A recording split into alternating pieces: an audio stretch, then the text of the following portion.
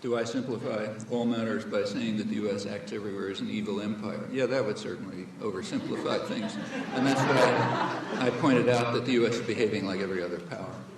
So the U.S. happens to be more powerful, so it's therefore, as you'd expect, more violent. But everyone else is about the same. So when the British were running the world, they were doing the same thing. So say the Kurds. Let's just take the Kurds. What was Britain doing about the Kurds? Well, here's a little lesson in history that they don't teach you in schools in England. But we know from declassified documents, Britain had been the world dominant power, but by the time of the First World War, it was weakened by the war.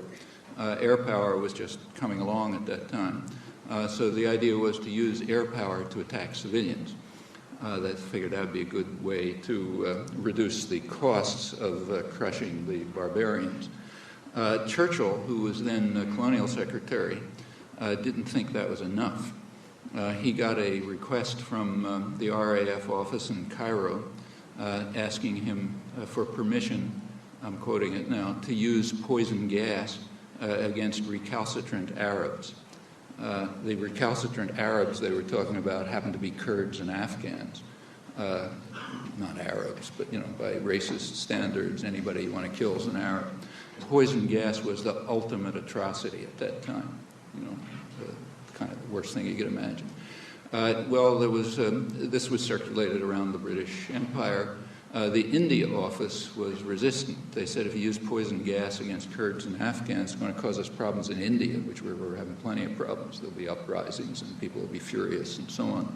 I'm not going to mind in England, of course, but in India they might. Churchill was outraged by this. He said, I cannot understand this squeamishness about the use of poison gas against uncivilized tribes. It'll cause a lively terror. It will save British lives. We have to use every means that science permits us. Okay? So that's the way you deal with Kurds and Afghans when you're the British. If we run through the rest of the countries, we're going to find the same thing.